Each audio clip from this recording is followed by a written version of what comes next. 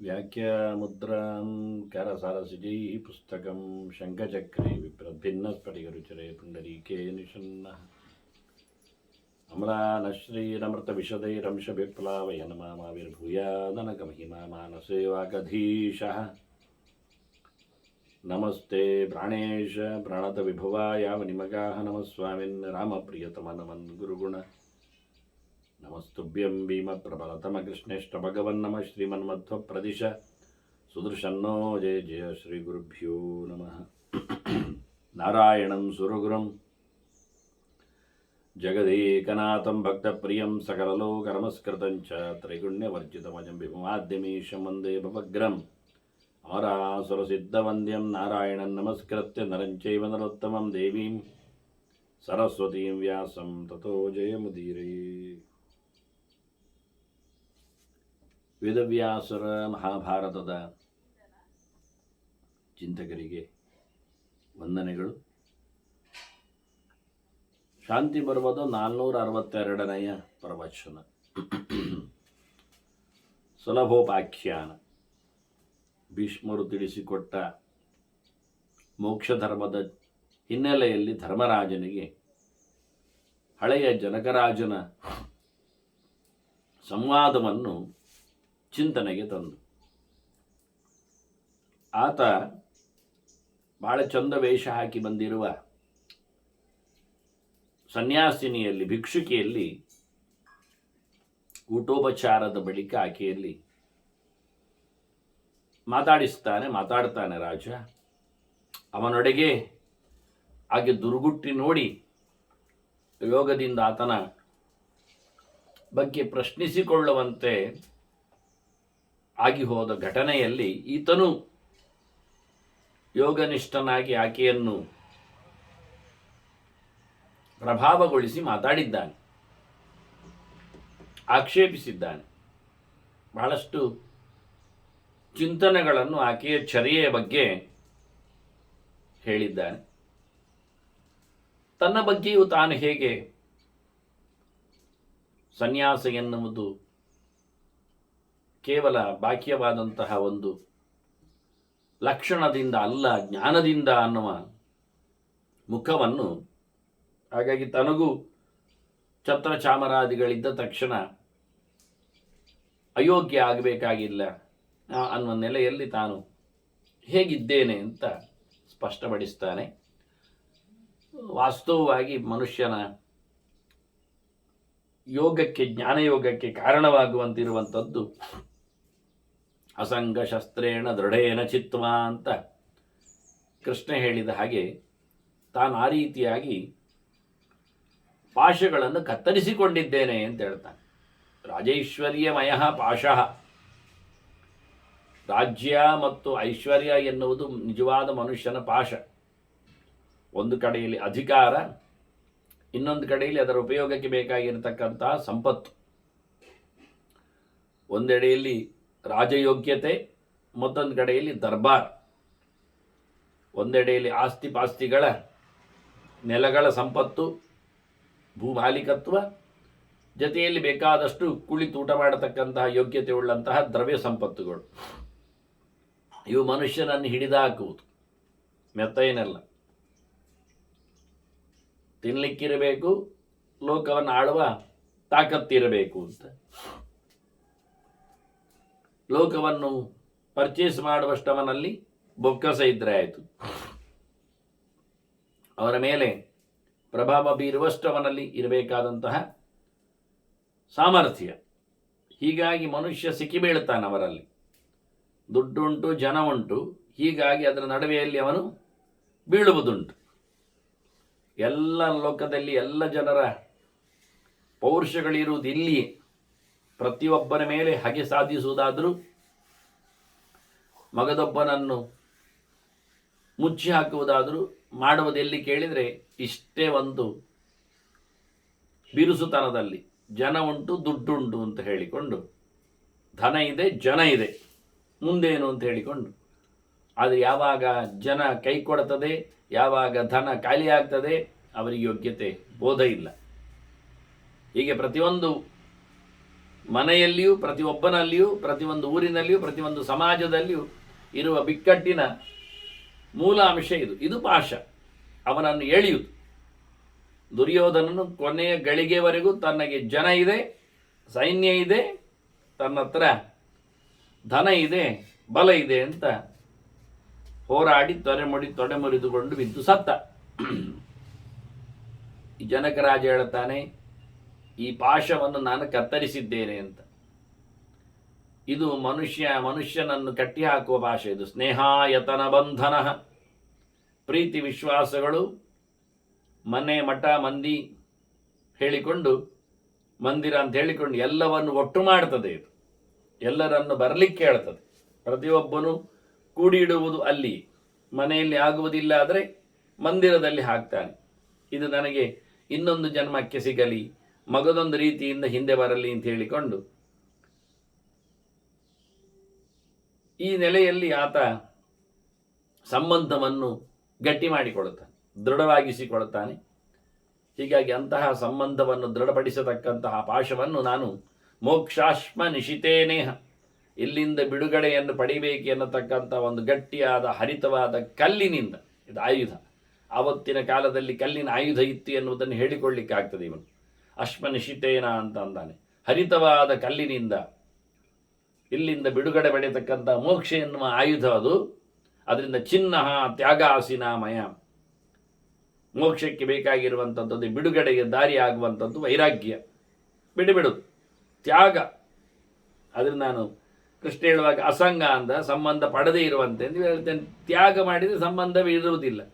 ಅಂದರೆ ತ್ಯಾಗದ ಕತ್ತಿಯಿಂದ ಅಶ್ಮನಿಶಿತೇನ ಅನ್ನುವಾಗ ಅದನ್ನು ಮತ್ತಷ್ಟು ಹರಿತ ಮಾಡಿಕೊಂಡ ಅಂತ ಅರ್ಥ. ಕಲ್ಲಿನಲ್ಲಿ ಶಾಣೆ ಹಾಕಿದ್ದಾನೆ ಅಂತ. ಹಾಗಾಗಿ ಕಲ್ಲಿನ ತ್ಯಾಗ. ಹಸಿಂತ ಖಡ್ಗ ಅಂತ ಉಂಟಲ್ಲ ಇಲ್ಲಿ, ಹಸಿರು ವಿಷಸನ ಖಡ್ಗ ಅಂತ ಹೇಳಿ, ಅದರಿಂದ ಕತ್ತಿ ಚೆನ್ನಾಗಿ ನಾನು ಕತ್ತರಿಸಿದ್ದೇನೆ. ಮತ್ತೆ ನಿನ್ನದು ಸಮ ಇಲ್ಲ. ಹೆಚ್ಚಾಪಿ ಅನನುರೂಪಂತೆ ಲಿಂಗಸ್ಯಾಸ್ಯ ವಿಚೇಷ್ಟಿತಂ. ನಿನ್ನ ಭಿಕ್ಷು ಧರ್ಮಕ್ಕೂ ನೀನು ಹಾಕಿಕೊಂಡ ವೇಷಕ್ಕೂ ಸಂಬಂಧ ಇಲ್ಲ ಅಂತ. ನಿನ್ನ ವಯಸ್ಸು, ನಿನ್ನ ರೂಪ, ನೀನು ಮಾಡಿಕೊಂಡ ಬಗೆ, ಇರತಕ್ಕಂತಹ ಸನ್ಯಾಸ, ಭಿಕ್ಷುಕಿಯಾಗಿದ್ದಿ. ಹಾಗಾಗಿ ನೀನು ಈ ರೀತಿಯಾಗಿ, ಅಂದರೆ ಸಾಮಾನ್ಯವಾಗಿ ಭಿಕ್ಷುಕರು ಹೇಗಿರುತ್ತಾರೆ, ಸನ್ಯಾಸಿಗಳು ಭಿಕ್ಷುಕರೇ, ಅವರು ಭಿಕ್ಷುಕರೇ. ಹಿಂದೆ ಭಿಕ್ಷುಕರು ಅಂದರೆ ದರಿದ್ರರು ಭಿಕ್ಷುಕರು ಅಂತಲ್ಲ.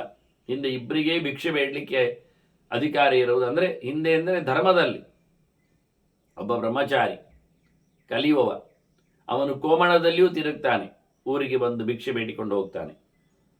ಅದನ್ನು ತಗೊಂಡೋಗಿ ಅವನು ಗುರುಕುಲದಲ್ಲಿ, ಅಂದರೆ ಊರಿನವರಿಗೆ ಗೊತ್ತಿರ್ತದೆ ಇಂತಹ ಜಾಗದಲ್ಲಿ ಗುರುಕುಲ ಇದೆ ಅಂತ. ಹಾಗಾಗಿ ಅಲ್ಲಿನ ವಿದ್ಯಾರ್ಥಿಗಳು ಬೆಳಗಿನ ಒಂದು ಟ್ರಿಪ್ ಅವರದ್ದು ಆನ್ನಿಕೆಗಳು ಮುಗಿದಾಗ, ಜಪತಪ ಅನುಷ್ಠಾನಗಳು ಮುಗಿದ ಬಳಿಕ ಒಂದು ಪಾಠಗಳು, ಚಿಂತನೆಗಳು ನಡೆದೋದ್ರೆ ಮತ್ತೆ ಅವರು ಅಲ್ಲಿಂದ ಹೊರಡ್ತಾರೆ. ಸುಮಾರು 11 ಗಂಟೆ ಹೊತ್ತಿಗೆ ಅವರು ತಮ್ಮ ಆಶ್ರಮ ಕಾಡಿನ ಮಧ್ಯದಲ್ಲಿ ಇರ್ತದೆ, ಲೆಕ್ಕ ಹಾಕಿಕೊಳ್ಳಿ. ದೊಡ್ಡದಾದ ವಿಶಾಲವಾದಂತಹ ನೀರಿನ ಹರವು, ದಟ್ಟವಾಗಿ ಬೆರಳಿದಿರತಕ್ಕಂತಹ ಹಣ್ಣಿನ ಎಲೆಯ ಒಳ್ಳೆಯ ಮರಗಳು, ಅಗ್ನಿಹೋತ್ರಿಗೆ ಬೇಕಾಗಿರತಕ್ಕಂಥ ಯಜ್ಞವೃಕ್ಷಗಳು, ಪುಷ್ಪದ ಉದ್ಯಾನಗಳು, ಅದಕ್ಕೆ ಸಂಬಂಧಪಟ್ಟಂತೆ ಒಂದು ಸಣ್ಣ ಮಟ್ಟಲಿಂದ ಗುಡಿಸಲು, ಆಶ್ರಮ ಅಂದರೆ ಅಷ್ಟೇ. ಅಲ್ಲಿ ಗುರುವಿನ ಪತ್ನಿ, ಗುರು, ಹೋಮಧೇನು, ಬೇಕಾದಂಥ ವ್ಯವಸ್ಥೆ, 16 ದನಗಳು ಎಲ್ಲ. ಈ ಮಕ್ಕಳು ಪಾಠ ಕೇಳುತ್ತಾ, ಆ ದನಕರುಗಳ ಸೇವೆ ಮಾಡುತ್ತಾ ಆ ಕಾಡಿನಿಂದ ಹೊರಗೆ ಹಳ್ಳಿಗಳು ಇರ್ತವೆ. ದೂರದಲ್ಲಿ ಏನಾದರೂ ಒಂದು 10-12 ಮೈಲು ವಿಸ್ತಾರದಲ್ಲಿ, ದೂರದಲ್ಲಿ, ಸುತ್ತಿನಲ್ಲಿ ವಿದ್ಯಾರ್ಥಿಗಳು ಹೊರಗೆ ಹೋಗಿ 1 ಗಂಟೆ ಎಷ್ಟು ಕಾಲ ನಡೆದು ಮಧ್ಯಾಹ್ನದ ಹೊತ್ತಿನಲ್ಲಿ ಅಲ್ಲಿ ತಯಾರಾಗಿರ್ತದೆ ಎಲ್ಲ ಅವರ ಮನೆಗಳಲ್ಲಿ, ಕೇರಿಗಳಲ್ಲಿ. ಅವರದನ್ನು ಕೇಳ್ತಾರೆ, ಭಿಕ್ಷೆ ಕೇಳುತ್ತಾರೆ. ಅಲ್ಲಿಂದ ಹಿಂದಕ್ಕೆ ಬರ್ತಾರೆ. ಅವರಿಗೆ 16 ಮನೆಗೆ ಹೋಗುವ, ಅಲ್ಲಲ್ಲಿ ಪ್ರತಿಯೊಬ್ಬರು ಒಂದೇ ಕಡೆ ಹೋಗುವುದಿಲ್ಲ, ಬೇರೆ ಬೇರೆ ಕಡೆ ಹೋದದ್ರಿಂದ 6-7 ದಿಕ್ಕುಗಳಿಗೆ ಅವರು ತೆರಳಿದ್ದರಿಂದ ಅಲ್ಲಲ್ಲಿನ ಸಂಪಾದನೆಯನ್ನು ಮಾಡಿಕೊಂಡು ಮತ್ತೆ 1 ಗಂಟೆಯಲ್ಲಿ ಹಿಂದಕ್ಕೆ ಬರ್ತಾರೆ. ಹೀಗಾಗಿ ಸುಮಾರಾಗಿ 1-1.5 ಗಂಟೆ ಒಳಗೆ ಗುರುಕುಲಕ್ಕೆ ಬಂದವರು ಗುರುಗಳಿಗೆ ಸಮರ್ಪಿಸ್ತಾರೆ. ಅದನ್ನು ಗುರುಗಳು ಎಲ್ಲರಿಗೂ ಹಂಚುತ್ತಾರೆ, ತಾನು ತಿಂತಾನೆ. ಅದನ್ನು ಸರಿ ಮಾಡಿಯೂ ಹಾಕ್ತಾನೆ. ಕೆಲವೊಮ್ಮೆ ಗುರುಪತ್ನಿ ಇದ್ದರೆ ಗುರುಪತ್ನಿ ಇದ್ದವಳು ಅದನ್ನು ವ್ಯವಸ್ಥೆಗೊಳಿಸ್ತಾಳೆ. ಮತ್ತೆ ಮಧ್ಯಾಹ್ನದ ನಂತರ ಕ್ರಮ ಪ್ರಕಾರ ಪಾಠ ಪ್ರವಚನಗಳು, ಸಂಧ್ಯಾವಂದನೆ, ಜಪ ಅಲ್ಲಿ ಮುಗಿದೋಯ್ತು. ಕೆಲವೊಮ್ಮೆ ಸಂಜೆ ಹೊತ್ತಿನಲ್ಲಿ ಭಿಕ್ಷೆ ಹೋಗುವುದುಂಟು, ಬಹಳ ಕಮ್ಮಿ, ಅನಧ್ಯಯನದ ಸಂದರ್ಭಗಳಲ್ಲಿ ಮಾತ್ರ ಅದು. ಇಲ್ಲಾಂದರೆ ಮರುದಿನವೇ ಮಕ್ಕಳಿಗೆ ಮಧ್ಯಾಹ್ನ ಇದ್ದದ್ದನ್ನೇ ಉಳಿಸಿಕೊಂಡು ವ್ಯವಸ್ಥೆ ಮಾಡಿಕೊಂಡು ಕೊಡ್ತಾರೆ ಬೇಕಾದವರಿಗೆ, ಉಳಿದವರಿಗೆ ಇಲ್ಲದು ಸಹ. ಹಾಗೆ ಒಂದೊತ್ತಿನ ಗಡ್ದಾದ ಚಿಂತನೆ, ಊಟ, ಬಹಳ ದೂರಿಯಾದಂಥ ಕಥೆ ಅವತ್ತು. ಹಾಗಾಗಿ ಅವರು ಬಡವರಾಗಿ ಇರುವುದು, ಅವರಲ್ಲಿ ಏನು ವಿಶೇಷವಾದಂತಹ ವೇಷಭೂಷಣಗಳು ಇರುವುದಿಲ್ಲ. ಕಲಿಯುವ ವಿದ್ಯಾರ್ಥಿಗಳಲ್ಲಿ ಏನಿದ್ದರೂ 8ರ ಒಳಗೆ ಸೇರಿರ್ತಾರೆ, 20ರವರೆಗೆ ಅಧ್ಯಯನ ಆಗಿರ್ತದೆ, ಮತ್ತೆ ಹೋಗ್ತಾರೆ. ಹೀಗೆ ಕ್ರಮ. ಅಲ್ಲಿಂದ ಹೋಗ್ಬೋದು, ಹೋಗದೇ ಇರ್ಬೋದು, ಅದು ವಿಷಯ ಬೇರೆ. ಮತ್ತೆ ಮದುವೆ ಆಗ್ತಾರೆ. ಪೇಟೆಗೆ ಹೊರಟು ಹಳ್ಳಿಯ ಹುಡುಗಿಯರನ್ನು ಮದುವೆಯಾಗಿ ಅಲ್ಲಿಂದ ಮತ್ತೆ ಯಾವುದೋ ಒಂದು ಕಾಡಿಗೆ ಸೇರಿ ತಾವು ಮತ್ತೆ ಪುನಃ ಪಾಠ ಪ್ರವಚನದಲ್ಲಿ ನೆಲೆಗೊಳ್ಳುತ್ತಾರೆ ಬೇಕಾದರೆ. ಇದು ಕ್ರಮ. ಅವರು ಪೌರಹಿತ್ಯಗಳಲ್ಲಿಯೂ ಮತ್ತೆ ಆ ಊರಿನಲ್ಲಿ ನಿಂತು ನಡೆಸಿಕೊಡ್ಬೋದು. ಪೂಜೆ ಪುನಸ್ಕಾರಗಳನ್ನು ಸಹ ಅಲ್ಲಿ ನಡೆಸಲಿಕ್ಕೆ ಬರುತ್ತೆ. ಇಲ್ಲ ಬಿಡಿ, ಪಾಠಕ್ಕೂ ಹೋಗುವುದು. ಇನ್ನೊಂದು, ಭಿಕ್ಷೆ ಬೇಡುವ ಯೋಗ್ಯತೆ ಇರುವಂಥದ್ದು, ಅಧಿಕಾರ ಇರುವಂಥದ್ದು ಸನ್ಯಾಸಿ. ಅವನು ಮನೆ ಮಠ ಮಂದಿರವನ್ನೆಲ್ಲ ಬಿಟ್ಟಿರ್ತಾನೆ, ಬೀದಿ ಪಾಲಾಗಿರ್ತಾನೆ. ಅಂಥವನು ಎಲ್ಲೆಂದರಲ್ಲಿ ಹೋಗ್ತಾ ಆಗ ಅವನಿಗೆ ಯಾವುದೇ ಪ್ರಕಾರ ಅವನು ಯಾವುದೋ ಒಂದು ಮರದ ಬುಡದಲ್ಲಿಯೋ ಯಾವುದೋ ಮಂದಿರದಲ್ಲಿಯೋ ಯಾವುದೋ ಹಾಳು ನೆಲೆಯಲ್ಲಿಯೋ ಇರ್ಬೋದು. ಅಲ್ಲಿಂದ ಭಿಕ್ಷೆಗೆ ಅವನು ಹೊರಟು ಹೋಗಿ ಬೀದಿಯಲ್ಲಿ ಕೇಳಿ ಬಂದು ತಿಂದು ಅಲ್ಲೇ ಇರ್ಬೋದು, ಇಲ್ಲ ಹೋಗ್ತಾ ಇರ್ಬೋದು. ತೀರ್ಥಕ್ಷ ಸಂಚಾರದ ಹಾಗೆ ತಿರುಗ್ತಾನೆ ಇರ್ಬೋದು. ಇಲ್ಲ ಒಂದು ಕಡೆಯಲ್ಲಿ ನದಿ ತೀರದಲ್ಲಿಯೋ ಯಾವುದೊಂದು ಕಾಡಿನ ಮಧ್ಯದಲ್ಲಿಯೋ ಹೋಗಿ ಕೂತ್ಕೊಳ್ಬೋದು. ತಿನ್ನಲಿಕ್ಕೆ ಬಂದಾಗ ಹೊರಗೆ ಹೋಗ್ತಾನೆ, ಯಾವುದೋ 4-6 ಮನೆಯಲ್ಲಿ ಕೇಳ್ತಾನೆ, ತಿಂತಾನೆ, ಸಿದ್ಧ ಬರ್ತಾನೆ. ಅವನಿಗೆ ಅದಕ್ಕಿಂತ ಹೆಚ್ಚಿನ ಕಮಿಟ್ಮೆಂಟು ಇಲ್ಲ, ಇನ್ನೊಬ್ಬರಿಗೆ ಕೊಡುವ ಯೋಗ್ಯತೆಯೂ ಇಲ್ಲ, ಬೇಕಾಗಿಲ್ಲ. ಮತ್ತೆ ಅಲ್ಲಿ ಒಂದು ಕೂತ ಸಾಧನೆ ಮಾಡ್ತಾ ಇದ್ದ, ತಪಸ್ಸು ಮಾಡ್ತಾ ಕೂತ, ಮತ್ತೆ ಮರುದಿನ ಬೇಕಾದಾಗ ಹೋಗ್ತಾನೆ. ಹೀಗೂ ಆಗ್ಬೋದು, ಹೋಗ್ತಾನೆ ಇರ್ಬೋದು. ಆದ್ರಿಂದ ಅವನು ಅತ್ಯಂತ ದಟ್ಟ ದರಿದ್ರನೂ ಆಗಿರ್ತಾನೆ. ಯಾವುದೇ ಪ್ರಕಾರದಲ್ಲಿ ಅವನ ಮೈ ದೇಹಗಳಲ್ಲೆಲ್ಲ ಯೋಗ್ಯವಾದಂಥ ವ್ಯವಸ್ಥೆ ಇರುವುದಿಲ್ಲ. ಎಲ್ಲಿಯೋ ಹರಿದು ಹೋದ ಕೂದಲುಗಳು, ಎಲ್ಲಿಯೋ ಇಳಿದು ಬಿದ್ದ ಗಡ್ಡಗಳು, ಯಾವುದೋ ಸುಕ್ಕುಗಟ್ಟಿದ ದೇಹಗಳು. ಈ ಪ್ರಕಾರವಾಗಿ ಅವನದ್ದು ಭಿಕ್ಷಾಧರ್ಮ. ಅವನು ಸನ್ಯಾಸಿ. ಈ ಹುಡುಗಿ ಸನ್ಯಾಸಿಯಾಗಿದ್ದಾಳೆ, ಆದರೆ ಬಹಳ ಚಂದ ಕಾಣುತ್ತಾಳೆ, ಬಹಳ ಒಳ್ಳೆಯ ವೇಷವನ್ನು ಹಾಕ್ಕೊಂಡಿದ್ದಾಳೆ, ಬಹಳ ರೂಪವತಿಯಾಗಿ ನಿಂತಿದ್ದಾಳೆ. ಗಟ್ಟಿಮುಟ್ಟಾದ ಆಯುಷ್ಯವನ್ನು, ಅಂದರೆ ಸಾಮಾನ್ಯವಾಗಿ ಸನ್ಯಾಸಿ ಪಡೆಯುವುದು ಎಲ್ಲ ಮುಗಿದ ನಂತರ, ಕೊನೆಯ ತೃತೀಯಂ ಭಾಗಮ ಆಯುಷ್ಯ ಅಂತ ಹೇಳಿಕೊಂಡಾಗೆ ಅರಣ್ಯಕ್ಕೆ ಹೋಗುದು, ಅರಣ್ಯದಲ್ಲಿಯೂ ಮತ್ತೆ ಸಾಧನೆ ಮುಗಿದ ನಂತರ ಸನ್ಯಾಸಿ ಆಗುದು. ಇವಳು ಹೀಗೆ ಇದ್ದಾಳೆ ಅನ್ನೋದು ಹೇಳ್ತಾನೆ, ಇದು ನಿಂದು ಸಮ ಇಲ್ಲ. ನಿನ್ನ ಈ ಭಿಕ್ಷಾ ಏನೊಂದು ಚಿಹ್ನೆ ಇದೆ, ಲಕ್ಷಣಗಳಿವೆ, ಅದಕ್ಕೆ ಒಪ್ಪುವ ಅಂತಹ ನಿನ್ನದು ರೂಪ ಇಲ್ಲಲ್ಲ. ನೀನು ನಾನು ಸಮ ಇದ್ದೇನೆ ಇಲ್ಲೋ ನೋಡ್ಲಿಕ್ಕೆ ಬಂದದ್ದು. ಮುಕ್ತೋಯಂ ಸ್ಯ ನವೇತಿ ಸ್ಯಾತ್. ನಾನು ಸಮ ಇದ್ದೇನಾ ಇಲ್ಲವ, ನಾನು ಬಿಡುಗಡೆ ಪಡೆದವನ ಅಲ್ಲವ, ನನಗೆ ಯೋಗ ಸಿದ್ಧಿ ಆಗಿದೆಯೋ ಇಲ್ಲವೋ, ಇದು ನಾನು ಬೂಟಾಟಿಕೆಯಲ್ಲಿರುವುದು ಅದು ಸತ್ಯವಾಗಿಯೂ ಆಗಿದೆಯೋ ಅಂತ ಹೇಳಿಕೊಳ್ಳಿಕ್ಕೋಸ್ಕರ ನನ್ನ ಮೇಲೆ ನೀನು ಪ್ರವೇಶ ಮಾಡಿದೆ. ಇದು ಒಂದು ದೃಷ್ಟಿಯಿಂದ ಬಲಾತ್ಕಾರ ಮಾಡಿದಾಗೆ, ನನ್ನನ್ನು ಧರ್ಷಿತಃ ಮತ್ ಪರಿಗ್ರಹ, ನನ್ನನ್ನು ನೀನು ಹಾಳು ಮಾಡಿದೆ ಅಂತ. ನಿನ್ನ ಚೆಲುರೂಪವನ್ನು ನೀನು ಹೊತ್ತುಕೊಂಡದ್ದು ನಿನಗೆ ಸಮ ಇಲ್ಲದ ಕೆಲಸ, ನಿನ್ನ ಧರ್ಮಕ್ಕೂ ನಿನ್ನ ವೇಷಕ್ಕೂ ಸಂಬಂಧ ಇಲ್ಲ. ಅಷ್ಟೇ ಅಲ್ಲದೆ ನನ್ನ ಮೇಲೆ ನೀನು ಆಕ್ರಮಣ ಮಾಡಿದೆ. ನಚ ಕಾಮ ಸಮಾಯುಕ್ತೆ ಮುಕ್ತೇಪ್ಯಸ್ತಿ ತ್ರಿದಂಡಕ. ನೋಡು, ಎಲ್ಲ ಹೊರಟು ಬಿಟ್ಟವನಿಗೂ, ಅಂದರೆ ಕಾಮನೆಯೇ ಇಲ್ಲ ಅಂತ ಅಂದಿಕೊಂಡವನಿಗೂ ಸನ್ಯಾಸ ಬೇಕಾಗಿಲ್ಲ. ಎಲ್ಲ ತೊರೆದವನಿಗೂ ದಂಡ ಹಿಡಿಬೇಕಾಗಿಲ್ಲ. ನಾನೀಗ ದಂಡ ಹಿಡಿಯುವುದರಿಂದ, ಸನ್ಯಾಸಿ ಆಗುವುದರಿಂದ ನಾನು ಎಲ್ಲ ಬಿಟ್ಟಿದ್ದೇನೆ ಅಂತ ಹೇಳಬೇಕಾಗಿಲ್ಲ. ಎಲ್ಲ ಇಟ್ಕೊಂಡು ನಾನು ಸನ್ಯಾಸಿ ಆಗ್ಬೋದು, ಎಲ್ಲ ಹೊತ್ಕೊಂಡು ಸನ್ಯಾಸಿ ಆಗದೇ ಇರ್ಬೋದು. ದಂಡ ಇಟ್ಕೊಂಡವನೇ ಸನ್ಯಾಸಿ ಆಗಿದ್ದಾನೆ ಹೇಳಲಿಕ್ಕೂ ಆಗೋದಿಲ್ಲ. ತ್ರಿದಂಡವನ್ನು ಹಿಡ್ಕೊಂಡ ಬಳಿಕ ಮಾಡಿಕೊಂಡ ಬಳಿಕ ಅವನು ಸನ್ಯಾಸಿ ಅಂತ ಅನಿಸಿಕೊಳ್ಳುವುದಿಲ್ಲ. ಹಿಡ್ಕೊಳ್ಳದವನು ಸನ್ಯಾಸಿ ಆಗೋದಿಲ್ಲ ಅಂತ ಹೇಳಲಿಕ್ಕಿಲ್ಲ. ಲಕ್ಷಣಕ್ಕೆ ಅದಕ್ಕೆ ಸಂಬಂಧವೇ ಇಲ್ಲ, ಉಪಯೋಗವೇ ಇಲ್ಲ. ತ್ರಿದಂಡ ಉಪಯೋಗವೇ ಇಲ್ಲ ಮೋಕ್ಷಕ್ಕೆ. ಬಹಳ ಚೆನ್ನಾಗಿ ಹೇಳಿದೆ ಕೃಷ್ಣನ. ಅದನ್ನೇ ಹೇಳುವವಲ್ವ, ಸ್ತ್ರೀಯೋ ವೈಶ್ಯ ತಥಾ ಶೂದ್ರ ಎಪಿಸಿ ಪಾಪಮೇವನೇಹ ಅಂತ. ಇವರೆಲ್ಲ ನನ್ನ ಬಳಿಗೆ ಬರುವವರೇ ಅಂತಾನೆ, ಬಾರದವರು ಅಲ್ಲವೇ ಅಲ್ಲ. ನೀನೀಗೇನು ಮಾಡಿದೆ? ಈ ದಂಡದ ರಕ್ಷಣೆ ನಿನ್ನಲ್ಲಿ ಆಗ್ತಾ ಇಲ್ಲ. ನರಕ್ಷ್ಯತೆ ತ್ವಯಾಚ್ಛೇದಂ ನ ಮುಕ್ತಸ್ಯಾಸ್ತಿ ಗೋಪನ. ವಾಸ್ತವವಾಗಿ ನಿನ್ನ ಭಿಕ್ಷಾಧರ್ಮದವನ್ನು ನೀನು ಹೇಗೆ ರಕ್ಷಣೆ ಕೊಡುತ್ತಾ ಮಾಡ್ತಾ ಇದೆಯಲ್ಲ, ಅಷ್ಟೇ ಅಲ್ಲ, ನೀನು ಎಲ್ಲವನ್ನು ತೊರೆದು ನಿಂತವಳಾಗಿದ್ದರೆ ಭಿಕ್ಷುಗೆ ಆಗಿಬಿಟ್ಟೆ, ಸನ್ಯಾಸಿ ಆಗಿಬಿಟ್ಟೆ, ನೀನು ಮುಚ್ಚುಮರೆ ಯಾಕೆ ಮಾಡಬೇಕು? ವೇಷ ಮನಸ್ಸಿ ಎಲ್ಲ ಬರಬೇಕು ಯಾಕೆ? ಎಲ್ಲ ಬಿಟ್ಟವರಿಗೆ ವೇಷ ಎಲ್ಲ ಯಾಕೆ ಮತ್ತೆ? ಅದು ಸತ್ಯವೇ? ಇವಾಗ ಹೇಳ್ತಾನೆ, ಪಕ್ಷ ಸಂಶ್ರಯಾಚಾಯಂ ಶೃಣಿಯಸ್ತೆ ವ್ಯತಿಕ್ರಮ. ಈಗ ನನ್ನ ದೇಹದೊಳಗೆ ನೀನು ಹೋದಿಯಲ್ಲ, ಎಷ್ಟೆಲ್ಲ ಅನ್ಯಾಯ ಆಗಿದೆ ಗೊತ್ತು ನಿನಗೆ. ಕೇಳು, ಹೇಳುತ್ತೆ ಎಂತ ಆಗಿದೆ ಅಂತ. ನಮ್ಮಿಬ್ಬರಿಗೆ ನಿಜವಾಗಿಯೂ ಸಂಗತಿ ಇಲ್ಲ. ನಾವಯೋ ರೇಖೆಯೋರಸ್ತಿ ಮಾಕೃತ ವರ್ಣಸಂಕರ. ನಾವಯೋ ರೇಖೆ ಯೋಗೋಸ್ತಿ. ನಮ್ಮಿಬ್ಬರಿಗೆ ಒಂದೇ ಪ್ರಕಾರವಾದ ಯೋಗ ಉಂಟಾ? ನೀನು ಬ್ರಾಹ್ಮಣಿ, ನಾನು ಕ್ಷತ್ರಿಯ. ಅಂದರೆ ಸನ್ಯಾಸ ಇರುವುದು ಬ್ರಾಹ್ಮಣನಿಗೆ ಮಾತ್ರ. ಆದ್ದರಿಂದ ನೀನು ಬ್ರಾಹ್ಮಣಿ ಇದ್ದಿ, ನಾನು ಕ್ಷತ್ರಿಯನಿದ್ದೇನೆ. ನಮ್ಮಿಬ್ಬರಿಗೆ ಸಂಬಂಧ ಆಗುವುದಿಲ್ಲ. ಇದು ಒಂದು ದೃಷ್ಟಿಯಿಂದ ದೊಡ್ಡ ದೋಷ. ಇದು ಏನು ಹೇಳುವ, ವರ್ಣಸಂಕರ, ಜಾತಿಯ ಸಾಂಕರ್ಯ. ದ್ವಿತೀಯಂ ದ್ವಿತೀಯಾಶ್ರಮ ಸಂಕರ. ಎರಡನೇ ಲೆಕ್ಕ ಹಾಕಿದರೆ ಆಶ್ರಮ ಸಂಕಾರ. ನೀನು ಸನ್ಯಾಸಾಶ್ರಮದಲ್ಲಿದ್ದೆ, ನಾನು ಗೃಹಸ್ಥಾಶ್ರಮದಲ್ಲಿದ್ದೇನೆ. ಆದ್ದರಿಂದ ಆಶ್ರಮದಲ್ಲಿ ಮತ್ತೆ ಸಂಕರ ಆಯಿತು, ಮತ್ತು ಅಲ್ಲಿ ಮತ್ತೆ ಪುನಃ ಮಿಶ್ರಣ ಆಯಿತು. ಇನ್ನೀಚೆ ನೋಡ್ಲಿಕ್ಕೆ ಹೋದರೆ ತೃತೀಯ ಗೋತ್ರ ಸಂಕರ. ನಿನ್ನದು ಯಾವುದು ಗೋತ್ರ ನನಗೆ ಗೊತ್ತಿಲ್ಲ, ನನಗೆ ನನ್ನ ಗೋತ್ರ ಯಾವುದೊಂದು ಗೊತ್ತಿದೆ, ನಿನಗೆ ಗೊತ್ತಿಲ್ಲ. ಅದು ಅದರಿಂದ ಗೋತ್ರ ಗೊತ್ತಿಲ್ಲದವರ ಸಂಬಂಧ ಆಗಿ ಹೋಯ್ತು ಇಲ್ಲಿ. ಇದು ಗೋತ್ರ ಸಂಕರ. ಇದು ಸಮಾನವಾದ ಗೋತ್ರದಲ್ಲಿ ಯಾರು ವ್ಯಕ್ತಿಗಳು ಸೇರುವಂತಿಲ್ಲ. ಹಾಗಾಗಿ ನಿನ್ನದು ಗೋತ್ರ ನನ್ನದು ಗೋತ್ರ ಒಂದೇ ಆಗಿದ್ದರೆ ಗೋತ್ರ ಸಂಕರ ಆಗಲಿಲ್ವ? ಅನ್ಯಾಯ ಆಗಲಿಲ್ವೇ ಇಲ್ಲಿ? ಇನ್ನು ಕೇಳ್ತಾನೆ ಅವನು.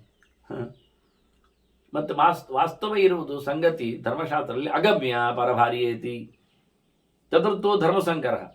ನನಗೆ ಧರ್ಮ ಸಂಕಟ, ಈಗ ಧರ್ಮ ಸಂಕರ ಆಗಿದೆ. ಪರಭಾರಿಯರನ್ನು ಯಾರೂ ಸಹ ಮುಟ್ಟುವಂತಿಲ್ಲ, ಚಿಂತಿಸುವಂತಿಲ್ಲ. ಇನ್ನೊಬ್ಬರ ಪರಭಾರಿ ಅಂದರೆ ಇನ್ನೊಬ್ಬರ ಹೆಂಡತಿ ಅಂತ, ಇನ್ನೊಬ್ಬರು ನೋಡಿಕೊಳ್ಳತಕ್ಕಂತಹ ಯೋಗ್ಯ ಹೆಣ್ಣಾಗಿದ್ದರೆ ಅದನ್ನು ಮಗದೊಬ್ಬ ಪಡೆಯುವಂತಿಲ್ಲ. ಹಾಗೆ ಮಾಡಿದರೆ ಧರ್ಮ ಸಂಕರ ಆಗ್ತದೆ. ನಿನಗೆ ಭಾರಿ ಭರತ್ರ ಇದ್ದಾನ ಇಲ್ಲವ ಅದು ನನಗೆ ಗೊತ್ತಿಲ್ಲ, ಅಥವಾ ಬಿಟ್ಟಿದ್ದಾನ ಅದು ನನಗೂ ಗೊತ್ತಿಲ್ಲ. ಹಾಗಾಗಿ ನೀನು ನನಗೆ ಪರಭಾರಿ, ನಿನ್ನನ್ನು ದರ್ಶನ ಮಾಡಿದರೆ ಅನ್ಯಾಯ ಆಗಲಿಲ್ವ? ಇದು ನೀನು ಗೊತ್ತಿದ್ದು ಮಾಡಿದ್ದ ಅಥವಾ ತಪ್ಪು ಕಲ್ಪನೆಯಿಂದ ಮಾಡಿದ್ದ ಅಂತ ಹೇಳು. ಅವಿಜ್ಞಾನೇನವಾ ಯುಕ್ತ ಮಿಥ್ಯಾಜ್ಞಾನೇನವಾ ಪುನಃ. ಗೊತ್ತಿಲ್ಲದೆ ಆಗುವಂಥ ವಿಷಯಗಳು ಬೇರೆ, ತಪ್ಪು ಕಲ್ಪನೆಯಿಂದ ಆಗುವುದು, ವಿಪರೀತ ಜ್ಞಾನದಿಂದ ಆಗುವುದು, ಅದು ಅತ್ಯಂತ ಕಠಿಣವಾದ ವಿಷಯ ಆಗ್ತದೆ. ಮತ್ತೆ ಗೊತ್ತಿರಲಿ, ತಪ್ಪೊಂದು ಗೊತ್ತೇ ಇರಲಿ, ವಿಷಯ ಗೊತ್ತಿಲ್ಲ ಅಂತಲ್ಲ, ವಿಷಯ ಗೊತ್ತಿದೆ, ತಪ್ಪು ಅಂತಲೂ ಗೊತ್ತಿದೆ, ಆದರೂ ಮಾಡ್ತೇನೆ ಅನ್ನತಕ್ಕಂಥ ಕೆಲವರದ್ದು ಬೂಟಾಟಿಗೆ ಇರ್ತದೆ. ಅಥವಾ ಸ್ವತಂತ್ರಾಸಿ, ನೀನು ನಿನಾಗಿ ಬೇಕು ಅಂತಲೇ ಮಾಡಿಕೊಂಡದ್ದಾದರೆ ಅದು ದೊಡ್ಡದೇ. ಆದ್ದರಿಂದ ಅದು ದೋಷದಿಂದಲೇ ಆಗುವಂಥದ್ದು. ಸ್ವಾತಂತ್ರ್ಯದ ದೋಷ, ಇಚ್ಛಾನುಸಾರ ಮಾಡಿದ್ದು ಅಂತ. ಇದು ಯಾವುದೋ ಒಂದು ತಪ್ಪಿನಿಂದಾಗಿ, ಯಾವುದೋ ಒಂದು ದೋಷದಿಂದಾಗಿ ನೀನು ಮಾಡಿದ್ದೌದಾ? ಇದರಿಂದ ಏನಾಯಿತು ಕೇಳಿದರೆ, ನೀನೇನಾದರೂ ಓದಿಕೊಂಡದ್ದಿದ್ರೆ, ತಿಳ್ಕೊಂಡದ್ದಿದ್ರೆ ಅದೆಲ್ಲ ವ್ಯರ್ಥ ಆಯ್ತು. ಈಗ ಮನುಷ್ಯ ಓದಿ ಅನ್ಯಾಯವನ್ನು ಮಾಡಿದರೆ ಅದರ ರಿಸಲ್ಟ್ ಏನು?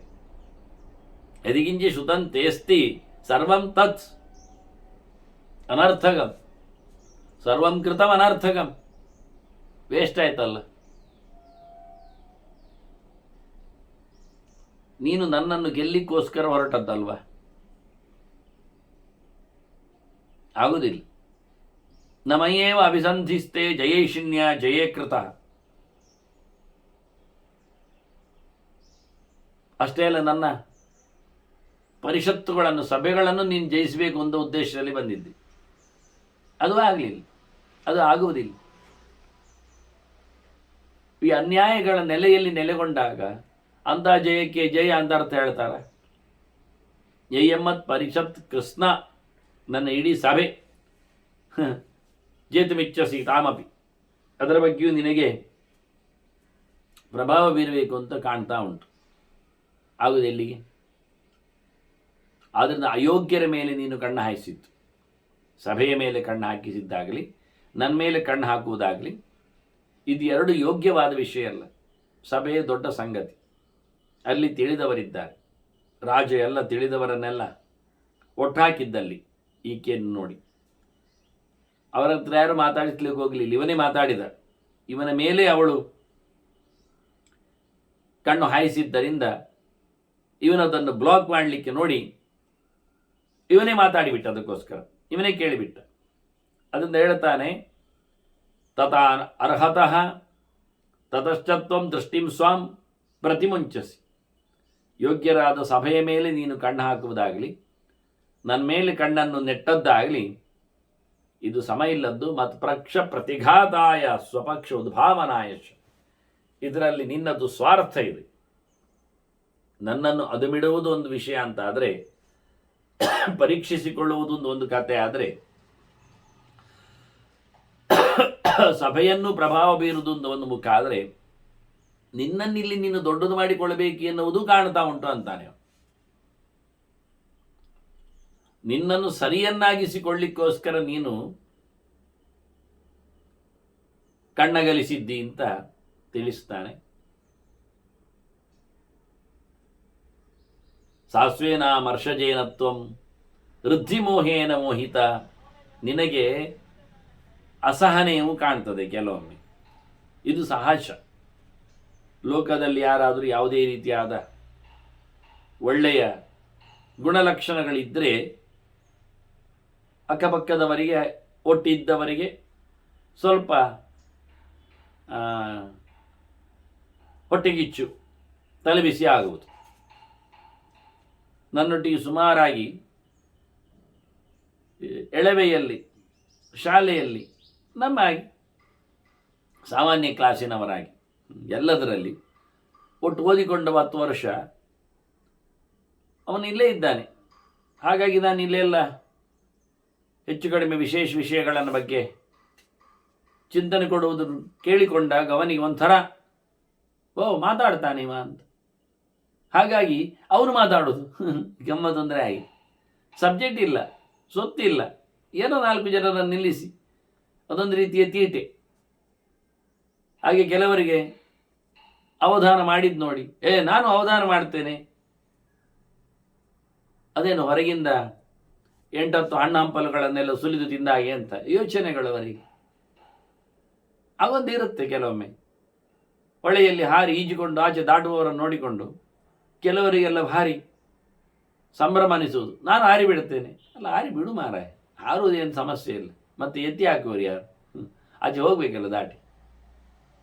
ನೋಡಲಿಕ್ಕೆ ಸುಲಭ ಇದೆ, ಆದರೆ ಅದು ಬಹಳ ಕಷ್ಟ. ಅದೆಂತ ಆಯಿತು, ಓದಿದ್ರೆ ಆಯ್ತು ಹೇಳಲಿಕ್ಕೆ ಬರ್ತದೆ ಅಂತ. ಓದಲಿಕ್ಕೆ ಆಗುವುದೂ ಇಲ್ಲ, ಹೇಳಲಿಕ್ಕೆ ಬರುವುದೂ ಇಲ್ಲ. ಅಷ್ಟು ಅಪರಂಪಾರವಾದಂತಹ ಅನೂಹ್ಯವಾದ ಅಭೇದ್ಯವಾದ ಕಡಲದು ಜ್ಞಾನಸಾಗರ. ಅಂದರೆ ಸುಲಭ ವಿಷಯ ಅಲ್ಲ. ಮೇಲಿಂದ ನೋಡಲಿಕ್ಕೆ ಬಹಳ ಚೆನ್ನಾಗಿರುತ್ತದೆ. ತಟ್ಟಿ ಬೈಂಡು ಕಲರು ನೋಡುವುದರಲ್ಲೇ ನಾವು ತೃಪ್ತಿ ಪಡಬೇಕು ಹೊರತು ಅದನ್ನು ಧಾರಣೆ ಮಾಡಲಿಕ್ಕೆ ಅಷ್ಟು ಸುಲಭ ಆಗುವುದಿಲ್ಲ. ಹೇಗೋ ಹಾಗೆ ಈಕೆಯೂ ಹಾಗೆ ಬಹಳ ಚಂದವಾಗಿ ನೋಡಿಕೊಂಡು ಇವರೆಲ್ಲರ ಹೆಸರು ಊರಿನ ಜನ ಎಲ್ಲ ಹೇಳ್ತಾರೆ, ಬಹಳ ಒಳ್ಳೆ ಯೋಗಿ ರಾಜ ಇದ್ದಾನೆ, ನಿರ್ಲಿಪ್ತನಿದ್ದಾನೆ, ಆಗೀಗೆ ಅಂತ ಎಲ್ಲ ಸಾಧು ಸಂತರೆಲ್ಲ ಸೇರಿಕೊಳ್ಳುತ್ತಾರೆ, ಸಮಾವೇಶದಲ್ಲಿದ್ದಾರೆ. ಹಾಗಾಗಿ ನಿನಗೆ ಕೇಳಲಿಕ್ಕಾಗದೆ ಸಂಕಟದಲ್ಲಿ ಬಂದದ್ದ, ಅದು ನಿನ್ನಲ್ಲಿ ಬಹಳ ಯೋಗ ವಿದ್ಯೆ ಇದೆ, ಅದರ ಪೌರುಷದಲ್ಲಿ ಏನು ಮಾಡಬಲ್ಲೆ ಎನ್ನತಕ್ಕಂಥ ಮೋಹ ನಿನಗೆ ಅಡರಿದೆಯಾ? ಯಾಕೆ ಅಂದರೆ ನೀನು ಮತ್ತು ಮತ್ತು ಕಣ್ಣಿನಲ್ಲಿ ಕಾಂತಿಯನ್ನು ಓಡಿಸ್ತಾ ಇರುವೆ. ಭೂಯ ಸೃಜಸಿ ಯೋಗಾನ್ ತ್ವಂ, ಅದು ಒಳ್ಳೆಯದಲ್ಲ. ಇಷ್ಟಾಗಿಯೂ ನೀನು ಸುಮ್ಮನಾಗ್ತಾ ಇಲ್ಲ, ಮತ್ತಷ್ಟು ಯೋಗದ ಪವರನ್ನು ಪರೀಕ್ಷೆಗಾಗಿ ಹೊರಗೆ ಹಾಕ್ತಾ ಇದ್ದಿ. ಅದು ಮಿಸ್ಟೇಕ್. ವಿಷಾಮೃತ ಮಿವೋ ಪಮಃ. ಎಂತಾಯ್ತು ಕೇಳಿದರೆ, ವಿಷಾಮೃತ ಮಿವೇಕತ, ವಿಷ ಮತ್ತು ಅಮೃತ ಒಟ್ಟು ಹಾಕಿದಾಗ ಆಗ್ತದೆ. ಇವನ ವಿಚಾರದಲ್ಲಿ ಇವನು ಅಮೃತ ಇದ್ದಾನೆ ಅಂತ, ಅವಳು ವಿಷ ಇದ್ದಾಳೆ ಅಂತ. ಹಾಗಾಗಿ ಅಮೃತದ ಮೇಲೆ ವಿಷ ಬಿದ್ದಾಗೆ ಆಗ್ತಾ ಉಂಟು ಅಂತ. ಅಂದರೆ ಇವನಿಗೆ ಆಗ್ತಾ ಇಲ್ಲ, ಆಗುವುದಿಲ್ಲ, ಆಗುವುದಲ್ಲ. ಹಾಗಾಗಿ ಅವನು ಇದು ಸರಿ ಇಲ್ಲ ಅಂತ ಹೇಳಲಿಕ್ಕೋಸ್ಕರ ವಿಷ ಮತ್ತೆ ಅಮೃತ ಒಂದಾಗುವುದು ಅಂತ ಹೇಳಿ ಆದ್ರೂ ಉಂಟಾ? ಇಲ್ಲ, ಹೇಗೋ ಹಾಗೆ ಅಂದುಬಿಟ್ಟ. ಮತ್ತೊಂದು ಹೇಳ್ತೇನೆ ಕೇಳು.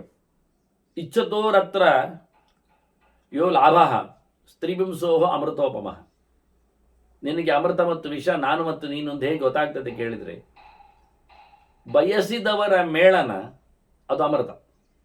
ಇಬ್ಬರು ಒಪ್ಪಬೇಕು. ಯಾರದ್ದು? ಸ್ತ್ರೀಬಿಂಸೋಹ, ಹೆಣ್ಣು ಗಂಡುಗಳ ಸಂಬಂಧ ಎನ್ನುವುದು, ಮೇಳನ ಎನ್ನುವುದು ಅದು ಅಮೃತದಂತೆ. ಯಾವಾಗ? ಇಬ್ಬರು ಇಚ್ಛೆ ಪಟ್ಟಾಗ ಮಾತ್ರ, ಒಪ್ಪಿಕೊಂಡಾಗ ಮಾತ್ರ. ಒಬ್ಬರ ಇಚ್ಛೆ ಇಲ್ಲದಿದ್ದರೆ, ಅಲ್ಲಿ ಒಬ್ಬ ಅನುರಕ್ತನಾಗದೇ ಇದ್ರೆ, ಒಂದು ಯೂನಿಟ್ ಇಷ್ಟಪಡದೇ ಇದ್ರೆ ಏನಾಗುತ್ತೆ? ಅಲಾಭಶ್ಚಾಪಿ ರಕ್ತಸ್ಯ ಸೋಪಿ ದೋಷಃ ವಿಶೋಪಮ. ಹಾಗಾಗಿ ನನಗೆ ಇಷ್ಟ ಇಲ್ಲ ಆಗಿದೆ, ಹಾಗಾಗಿ ನಿನಗೆ ಇಷ್ಟ ಇದ್ದರೆ ಅದು ನಿನಗೆ ಸಿಗಲಿಲ್ಲ ಆಯಿತು. ಹಾಗಾಗಿ ನಿನಗೇನು ದಕ್ಕಿದಾಗೆ ಆಯಿತು? ವಿಷ ದಕ್ಕಿದಾಗೆ ಆಯಿತು. ಇಬ್ಬರು ಇಷ್ಟಪಟ್ಟ ಇಬ್ಬರಿಗೂ ಅಮೃತ ಆಗುತ್ತೆ. ಆದರೆ ನಾನು ಇಷ್ಟಪಡದಿದ್ದಾಗ, ನೀನಿಷ್ಟಪಟ್ಟಾಗ, ನಿನಗೆ ದಕ್ಕದಿದ್ದಾಗ ಸಿಕ್ಕಿದ್ದೇನು ಕೇಳಿದರೆ ವಿಷ ಸಿಕ್ಕಿದಾಗ ಆಗ್ತದೆ. ಇದೊಂದು ಯೋಚನೆ ಮಾಡು, ನಿನ್ನ ದೋಷ. ಮುಟ್ಟಬೇಡ ಅಂತಾನೆ ಕೊನೆಗೆ. ಮಾಸ್ ಪ್ರಾಕ್ಷೀಹಿ,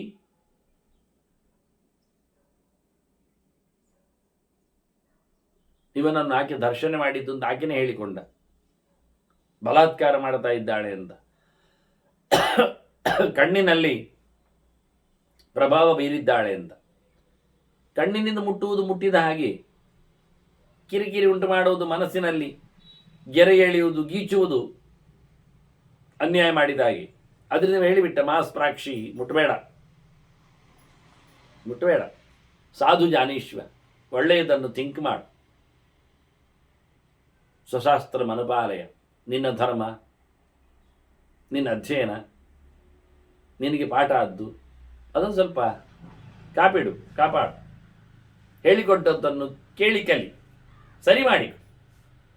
ಓದಿ ಬಂದಿರ್ತಾರೆ, ನಾವೇ ಹೇಳುದಂತೆ ಕೆಲವೆಲ್ಲ ಡಿಗ್ರಿ ಆದವರೇ ನಕ್ಸಲೈಟ್ ಆಗಿದ್ದಾರೆ, ಪದವೀಧರರೇ ರಾಜ್ಯ ಬೋಳಿಸ್ತಾರೆ, ರಾಜ್ಯದ್ರೋಹ ಮಾಡ್ತಾ ಇದ್ದಾರೆ. ಸರಿಯೇ, CA ಆದವನೇ ಲೆಕ್ಕ ತಪ್ಪಿಸುವುದು ಹೇಗೆ ಅಂತ ಅನುಕೂಲ ಮಾಡಿಕೊಡ್ತಾನೆ. ವಕೀಲ ಆದವನೇ ಎಲ್ಲಿ ಕೀಲು ಹಾಕಬೇಕು, ಎಲ್ಲಿ ಕೀಲು ತೆಗಿಬೇಕು ಅಂತ ನೋಡ್ತಾ ಇರ್ತಾನೆ, ಅಲ್ಲವೇನು? ಕ್ರಮವೇ ಹಾಗೆ.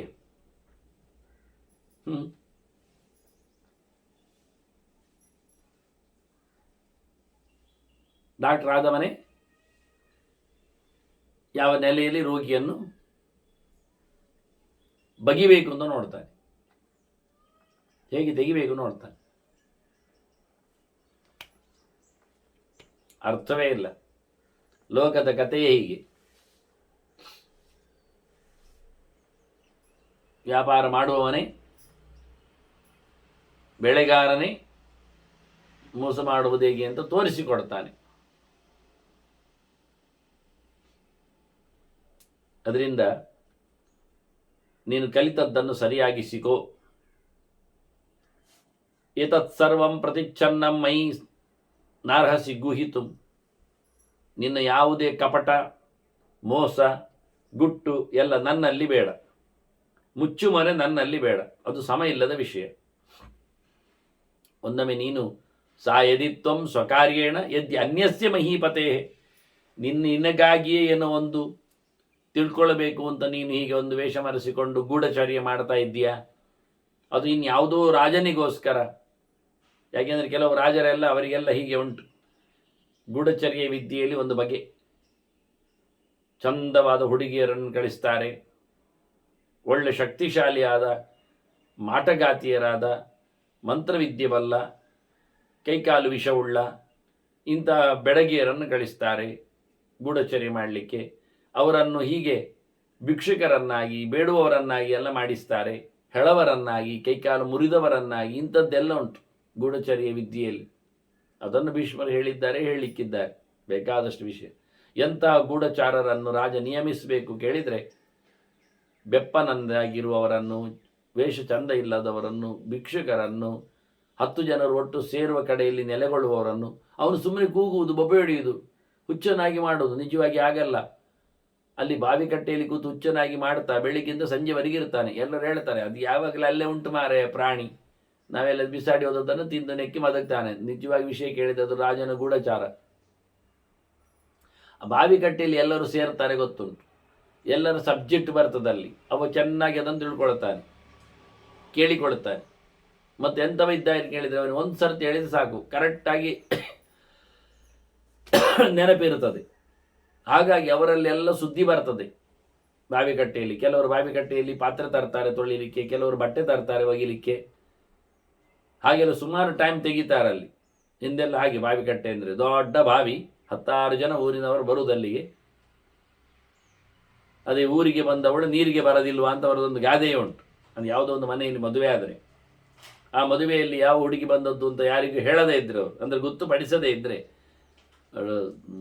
ಬಾಜಾ ಭಜಂತ್ರಿ ಮದುವೆ ಮಾಡದೇ ಇದ್ದರೆ, ನೋಡುವ ಹುಡುಗಿ ಯಾರು ಗೊತ್ತಾಗ್ತದೆ, ಅವಳು ಊರಿಗೆ ಬಂದಿದ್ದಾಳಲ್ಲ, ನೀರಿಗೆ ಬಂದೇ ಬರ್ತಾಳೆ, ಒಂದಲ್ಲ ಒಂದಿನ ತಂಬಿಗೆ ತಗೊಂಡು ಆಗ ನೋಡಿಬಿಡ್ತೇವೆ ಅಂತೇಳಿ. ಇದು ಹೆಂಗಸರದ್ದೇ ಚಾಪಲ. ಹಾಗೆ ಈ ಗೂಢಚಾರ ಅಲ್ಲಿ ಇದ್ದುಕೊಂಡು ಎಲ್ಲ ಕೇಳಿಕೊಂಡು ರಾತ್ರಿ ಅವನು ನಡುರಾತ್ರಿಯಲ್ಲಿ ಅಲ್ಲಿಂದ ತೆರಳುತ್ತಾನೆ. ನೀರಿಗೆ ಬರುವವರು 6, 7, 8 ಗಂಟೆವರೆಗೆ ಮತ್ತೆ ಬರುವುದಿಲ್ಲ ರಾತ್ರಿ. ಆನಂತರ ಇವ ಅಲ್ಲಿಂದ ಹೋಗುದು. ಆಗಲ್ಲಿ ಹೋಗುವಾಗಲೂ ಇವನ ಪ್ರತಿಕೃತಿಯನ್ನಿಟ್ಟು ಹೋಗ್ತಾನೆ, ಒಂಥರ ಮಾಡಿ. ಪಕ್ಕ ಯಾರಿಗಾದರೂ ದೂರದಲ್ಲಿ ಇದ್ದೇನೆ ಹೇಳಿದಾಗ ಅವನದ್ದು ಸರಂಜಾಮಿ ಎಲ್ಲ ಅಲ್ಲಿ ಬಿಡಿಸಿ ಇಟ್ಟು ಇವ ಅಲ್ಲಿಂದ ಮೆಲ್ಲ ಓಡ್ತಾನೆ. ಓಡುವಾಗ ಅಲ್ಲಿಂದ ತಪ್ಪಿಸಿಕೊಂಡು ಹೋದಾಗ ಅವನಿಗೆ ದೂರದಲ್ಲಿ ಒಂದು ಕುದುರೆಯೋ ಮತ್ತೊಂದು ಇರ್ತದೆ. ಅಲ್ಲಿಂದ ಅವನು ರಾಜನ ಒಳಗೆ ಸುರಂಗದಲ್ಲಿ ಗುಟ್ಟಾಗಿ ಹೋಗಿ ರಾಜನಲ್ಲಿ ವೇಷ ಮರೆಸಿ ಬಂದವನಲ್ಲಿ ಗುಟ್ಟಾಗಿ ತಿಳ್ಕೊಳ್ತಾರೆ ವಿಷಯಗಳ. ಅಲ್ಲಿಂದ ಮತ್ತೆ ಅವನು ಹಾಗೆ ಹಿಂದಕ್ಕೆ ತಿರುಗಿ ವಾಪಸ್ ಎಲ್ಲಿಯೋ ಕುದುರೆಯನ್ನು ಮೇಯಿಸಿದಾಗಿ ಬಿಟ್ಟು ಮತ್ತೆ ಇಲ್ಲಿ ಬಂದು ಬೆಳಿಗ್ಗೆ ಆದ ಇಲ್ಲಿದ್ದಾನ, ತಲೆ ಕೆರೆದುಕೊಂಡು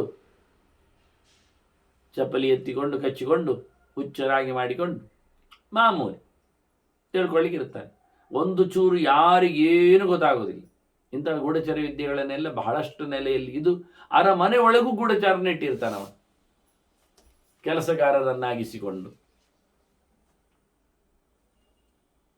ಎಲ್ಲಿವರೆಗೆ ಗೂಢಚರ್ಯ ಮಾಡ್ತಾರೆ ಅಂದರೆ ಹಕ್ಕಿಗಳನ್ನು ಇಟ್ಟು ಅದು ಮಾತಾಡಿತದೆ, ಹೇಳಿಕೊಡ್ತದೆ, ಯಾರನ್ನು ಅಂತ ತಿಳಿಸ್ತದೆ.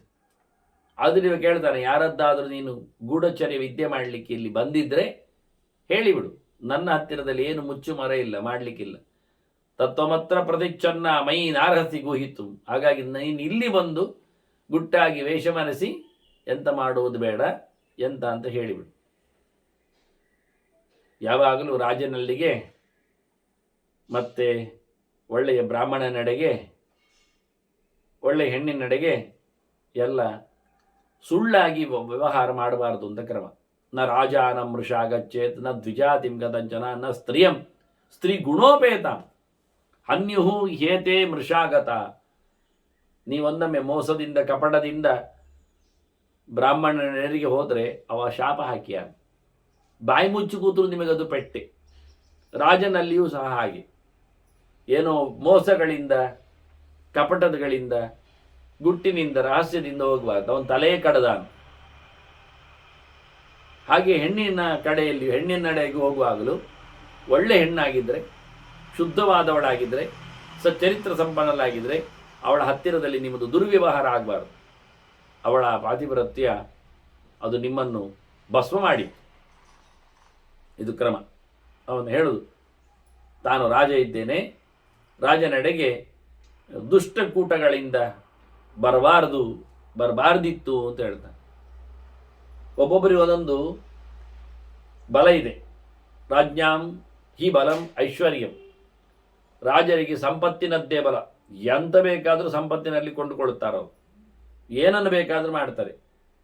ಅವರಿಗೆ ಸಂಪತ್ತಿನೊಡೆಗೆ ಅವರದ್ದು ಒಡೆತನ, ಪವರ್, ಆಡಳಿತ, ಆದೇಶ, ಹಾಗಾಗಿ ರೂಲಿಂಗ್. ರಾಜ ಹಾಗೆ ಅವನ ಕೈಯಲ್ಲಿ ಇರುವುದರಿಂದ ಏನು ಬೇಕಾದ್ರೂ ಮಾಡ್ತಾನೆ, ದಂಡಾಧಿಕಾರಿ ಅವ. ಹಾಗೆ ಬ್ರಹ್ಮವಿದಾಂಬಲಂ. ಓದಿದವರಿಗೆ, ಬ್ರಾಹ್ಮಣರಿಗೆ ವೇದ ವಿದ್ಯೆಯೇ ಬಲ, ವೇದವೇ ಬಲ, ದೇವರೇ ಬಲ ಅವರಿಗೆ. ಎರಡೆರಡು ಒಂದೊಂದು ಕಡೆಯಲ್ಲಿ ಸಹ ರಾಜನಲ್ಲಿ ಬೊಕ್ಕಸ ಮತ್ತು ರಾಜತಾನೆ ಇದ್ದ ಹಾಗೆ ಇವರಲ್ಲಿ ದೇವರು ಮತ್ತೆ ಶಾಸ್ತ್ರ, ಅಧ್ಯಯನವೇ ಬಲ. ಅಧ್ಯಯನದಿಂದ ಅನುಗ್ರಹ ಕೊಟ್ಟ ಭಗವಂತನೇ ಇವರಿಗೆ ಬಲ, ಬೆಂಬಲ ವಾಸ್ತವವಾಗಿ. ಹಾಗೆ ರೂಪಯೌವನ ಸೌಭಾಗ್ಯಂ ಸ್ತ್ರೀಣಾಂ ಬಲಂ ಅನುತ್ತಮಂ.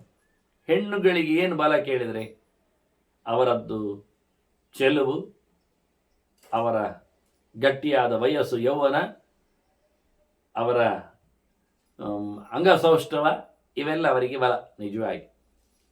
ಈ ಬಲಗಳನ್ನು ಉಪಯೋಗಿಸಿಕೊಂಡು ದುರ್ಬಲರ ಮೇಲೆ ಹೋಗುವುದಲ್ಲ, ಬಲ ಇದೆ ಹೇಳಿಕೊಂಡು ಹಾಳು ಮಾಡುವುದಲ್ಲ.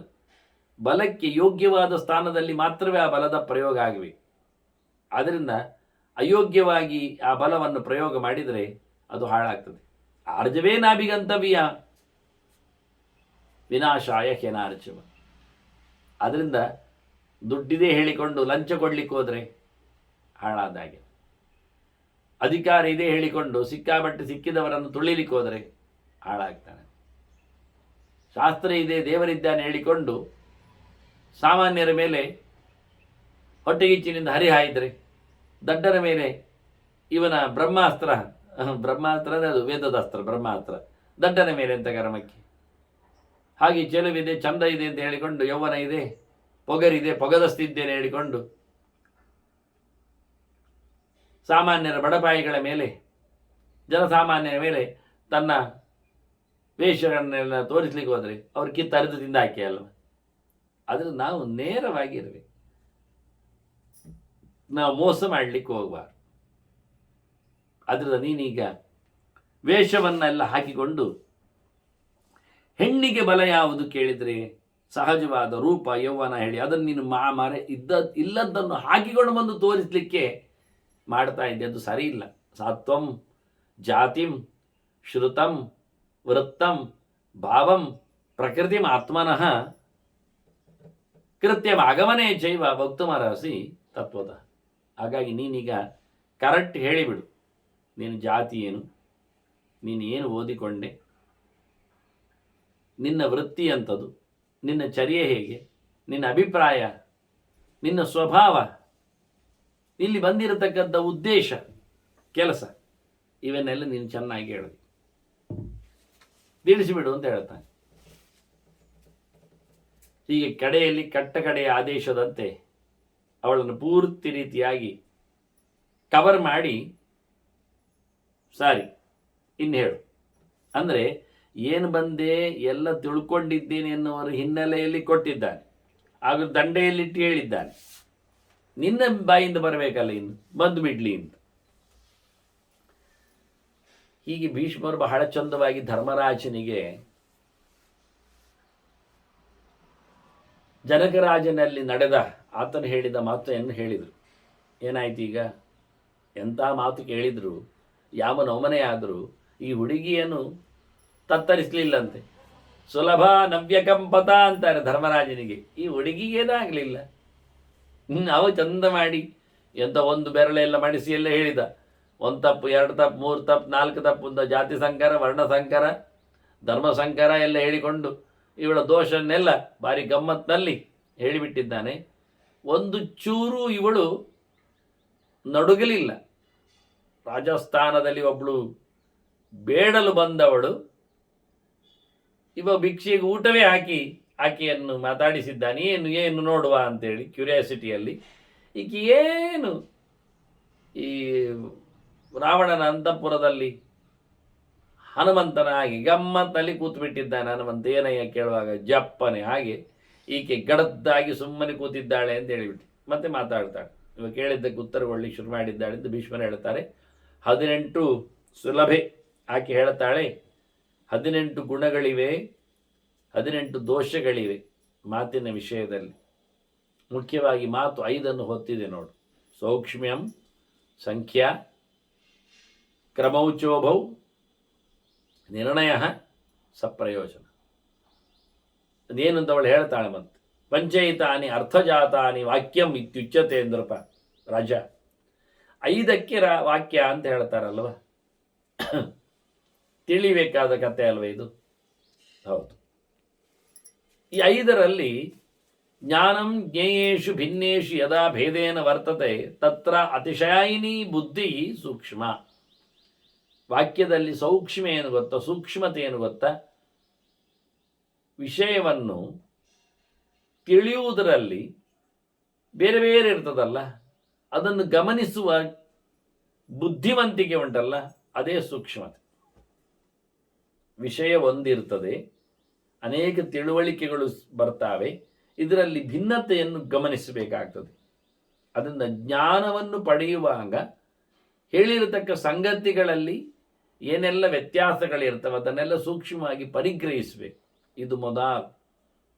2ನೇದ್ದು ಅಲ್ಲಿರತಕ್ಕಂತಹ ವ್ಯವಸ್ಥೆಗಳು. ದೋಷಾಣಾಂಚ ಗುಣಾನಾಂಚ ಪ್ರಮಾಣಂ ಪ್ರತಿಭಾಗತಃ ಕಚಿದರ್ಥಂ ಅಭಿಪ್ರೇತ್ಯ ಸಾ ಸಂಖ್ಯ. ತಪ್ಪೇನು, ಒಳಿತೇನು, ಅರ್ಥ ಏನು, ಶಬ್ದ ಏನು, ಗಮನಿಕೆಗೆ ಎನ್ನುವುದನ್ನು ಚೆನ್ನಾಗಿ ತಿಳಿಯುವುದು ಸಂಖ್ಯಾ. ಸಂಖ್ಯಾ ಅಂದರೆ ಚೆನ್ನಾಗಿ ತಿಳಿಯುವುದು ಅಂತ ಅರ್ಥ. 3ನೇದು ಬಹು ಕ್ರಮ ಅಂತಾಳೆ ಇವಳು. ಕ್ರಮ 2 ಉಂಟಲ್ಲ ಶಬ್ದದಲ್ಲಿ. ಕ್ರಮ 2 ಅಂದರೆ ಪೂರ್ವಪದ ಉತ್ತರ ಪದ ಅಂತ ಇರ್ತದೆ. ಮೊದಲು ಹೇಳುವುದು ಮತ್ತೆ ಹೇಳುವುದು ಅಂತ ಇರ್ತದೆ. ಹಾಗಾಗಿ ಹೇಳುವ ರೀತಿ ಇದಂ ಪೂರ್ವಂ ಇದಂ ಪಶ್ಚಾತ್ ವಕ್ತವ್ಯಂ ಯದ್ ವಿವಕ್ಷಿತಂ. ಹೇಳಬೇಕಾದ್ದನ್ನು ಮೊದಲು ಹೇಳುವಂಥದ್ದು ಯಾವುದು, ಮತ್ತೆ ಹೇಳುವಂಥದ್ದು ಯಾವುದು, ಮೊದಲು ಶಬ್ದ ಯಾವುದು ಬರಲಿಕ್ಕೆ, ಮತ್ತೆ ಶಬ್ದ ಯಾವುದು ಬರಲಿಕ್ಕೆ, ಇದೆಲ್ಲ ವಾಕ್ಯದಲ್ಲಿ ಬರತಕ್ಕಂಥ ಕ್ರಮಗಳು. ಅದು ಕನ್ನಡದಲ್ಲಿ ಬಹಳ ಕಡಿಮೆ. ಅದಕ್ಕೆ ಕ್ರಮಕ್ಕೆ ವ್ಯವಸ್ಥೆ ಇದೆ, ಅವ್ಯವಸ್ಥೆ ಆಗಬಾರ್ದು ಏನೋ ದೊಡ್ಡ ವ್ಯವಸ್ಥೆ ಇದೆ. ಸಂಸ್ಕೃತದಲ್ಲಿ ಕ್ರಮಕ್ಕೊಂದು ವ್ಯವಸ್ಥೆಯೇ ಇಲ್ಲ, ಬಹಳ ಕಷ್ಟ. ಅದೇ ಒಂದು ದೊಡ್ಡ ಕ್ರಮ. ಆದ್ದರಿಂದ ತಿಂದನು ಹಣ್ಣನ್ನು ರಾಮನು ಹೇಳಬಹುದು ಸಂಸ್ಕೃತದಲ್ಲಿ. ಅಷ್ಟು ಮಾತ್ರ ಅಲ್ಲ, ತಿಂದನು ಹಣ್ಣನ್ನು ರಾಮನು ಹೇಳುವುದನ್ನು ಬದಲಿಸಿ ಹೇಳಬಹುದು. ತಿಂದನು ರಾಮನು ಹಣ್ಣನ್ನು ಹೇಳಬಹುದು ನಿಲ್ಲಿಸುವಾಗ. ಹಣ್ಣನ್ನು ಆದ ನಂತರ ಫುಲ್ ಸ್ಟಾಪ್ ಆಗ್ಬೋದು. ಹಣ್ಣನ್ನು ತಿಂದನು ರಾಮನು ಅಂತ ಹೇಳ್ಬೋದು. ರಾಮನು ಹಣ್ಣನ್ನು ತಿಂದನು ಅಂತ ಹೇಳ್ಬೋದು. ಅದು ಕನ್ನಡ. ರಾಮನ ಹಣ್ಣನ್ನು ತಿಂದನು ಹೇಳುವುದು ಕನ್ನಡ ಮಾತ್ರವೇ. ಅಂದರೆ ಫುಲ್ ಸ್ಟಾಪ್ ತಿಂದನಾದ ನಂತರ ಬರಲಿಕ್ಕೆ. ರಾಮನು ತಿಂದನು ಹಣ್ಣನ್ನು ಅಂತೆಲ್ಲ ಬರಲಿಕ್ಕಿಲ್ಲ. ಹಣ್ಣನ್ನು ತಿಂದನು ರಾಮನೆಲ್ಲ ಬರಲಿಕ್ಕಿಲ್ಲ. ಇಂಗ್ಲೀಷಲ್ಲಿ ಸ್ವಲ್ಪ ಹೆಚ್ಚು ಕಡಿಮೆ ಆಗ್ತದೆ. ಅದು ಆಗ್ತದೆ ಕೆಲವೊಮ್ಮೆ. ರಾಮ ಇಡ್ಸ್ ಮ್ಯಾಂಗೋ ಅಂತ ಹೇಳಬಹುದು, ಅಥವಾ ಫ್ರೂಟ್ ಹೇಳಬಹುದು. ಸ್ವಲ್ಪ ಕೆಲವು ಕಡೆಯಲ್ಲಿ ಮಾತ್ರ ಆಚೀಚೆ ಆಗ್ತದೆ. ಸಂಸ್ಕೃತದ ಹಾಗೆ ಆಚೀಚೆ ಬರಬಹುದು. ಆದರೆ ಸಂಸ್ಕೃತದಲ್ಲಿ ಎಲ್ಲಿ ಬೇಕಾದ್ರಲ್ಲಿ ಯಾವುದೇ ಪದಗಳನ್ನು ಯಾವುದೇ ಕ್ರಮವನ್ನು ಬಳಸಲಿಕ್ಕೆ ಬರ್ತದೆ ಕಾರಕಗಳ ವ್ಯವಸ್ಥೆಯಲ್ಲಿ. ಅದರಿಂದ ನಮ್ಮ ವಿವಕ್ಷೆ ಹೇಗಿರುತ್ತದೆ ಎನ್ನುವುದು ಚೆನ್ನಾಗಿರಬೇಕು. ಕೆಲವೊಮ್ಮೆ ಕನ್ಫ್ಯೂಸ್ ಆಗ್ತದೆ. ಲಿಂಗಗಳು ಒಂದೇ ಪ್ರಕಾರ ಇರಲಿಕ್ಕೆ ಹೋಗಿ ವಚನಗಳು ವಿಭಕ್ತಿಗಳು ಹೆಚ್ಚು ಕಡಿಮೆ ಆಗುವಾಗ ಏನು ಡಬಲ್ ಮೀನಿಂಗ್ಸ್ಗಳು ಬರ್ತಾರೆ. ಅದೊಂದು ಶೋಭೆಯೂ ಹೌದು, ಅಲ್ಲ ಅಲ್ಲ. ಆದರೂ ಒಂದು ವಾಕ್ಯದಲ್ಲಿ ಒಂದು ಕ್ರಮ ಉಂಟಲ್ಲ ಅಂತಾಳೆ. ಮತ್ತೊಂದು ನಿರ್ಣಯ. ಪುರುಷಾರ್ಥಗಳು ಏನು ಸಿಗ್ತದೆ ಎಂದು ಒಂದು ನಿರ್ಣಯ ಇಲ್ವಾ? ಧರ್ಮಾರ್ಥ ಕಾಮ ಮೋಕ್ಷಗಳಿಗೆ ಸಂಬಂಧಪಟ್ಟಂತೆ ವಾಕ್ಯಗಳು 4ಕ್ಕೂ ಅಲ್ಲ, ಯಾವುದೋ ಒಂದಕ್ಕೆ. ಒಂದು ಪುರುಷಾರ್ಥ, ಮತ್ತೊಂದು ಪ್ರಯೋಜನ. ಪ್ರಯೋಜನ ವಾಕ್ಯದಿಂದ ಒಂದು ನಿವೃತ್ತಿ, ಒಂದು ಪ್ರವೃತ್ತಿ. ನದಿ ತೀರೆ ಪಂಚಫಲಾನಿ ಸಂತಿ ಅಂತ ಹೇಳ್ತಾನೆ. ನದಿ ದಡದಲ್ಲಿ 5 ಹಣ್ಣುಗಳಿವೆ. ಆಗ ಕೆಲವರು ಅದರ ಬಗ್ಗೆ ಯೋಚನೆ ಮಾಡ್ತಾರೆ. ಹಣ್ಣು ಬೇಕು ಅಂತ ಕಾಣುವ ಅವ್ರು ಯೋಚನೆ ಮಾಡ್ತಾರೆ, ಎಂತ ಹಣ್ಣು ಕೇಳ್ತಾರೆ. ಅದು ಯಾರು ಕೆಲವರು ಕರವೀರ ಹಣ್ಣು ಹೇಳಿದರೆ ತಿನ್ನಲಿಕ್ಕೆ ಬರೋದಿಲ್ಲ, ಸುಮ್ಮನೆ ಕೂತ್ಕೊಳ್ತಾರೆ. ಬೋರೆ ಹಣ್ಣು ಹೇಳಿದರೆ ಅಷ್ಟು ಸಣ್ಣದು ಯಾರಿಗೆ ಬೇಕು ಅಂತಾರೆ. ಮಾವಿನ ಹಣ್ಣು ಅಂದಾಗ ಯೋಚನೆ ಮಾಡ್ತಾರೆ ಯಾವ ಜಾತಿದ್ದು ನೋಡುವ ಅಂತ. ಅದು ನದಿಯ ಪಕ್ಕದಲ್ಲಿ ಬರಬೇಕಾದ್ರೆ ಅದು ಸಾಮಾನ್ಯ ಜಾತಿದ್ದೇ ಇರಬೇಕು, ಯಾವುದು ಕಸಿ ಅಲ್ಲ ಅಂತ.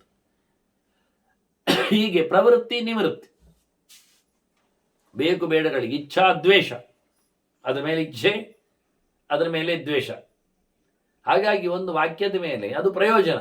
ಮನುಷ್ಯನಿಗೆ ಯಾಕೆ ಹೇಳಿದ್ದು, ವಾಕ್ಯ ಹೇಳಿ ಏನಾಯಿತು, ವಾಕ್ಯದಿಂದ ಏನಾಗ್ತದೆ, ಆದ್ದರಿಂದ ವಾಕ್ಯದಿಂದ ಅವನಲ್ಲಿ ಪ್ರವೃತ್ತನನ್ನಾಗಿಸ್ಲಿಕ್ಕೋ ನಿವೃತ್ತನನ್ನಾಗಿಸ್ಲಿಕ್ಕೋ ಬೇಕು. ಕುಡಿಬೇಡ, ಹಾಳಾಗ್ತದೆ ದೇಹ ಅಂತ.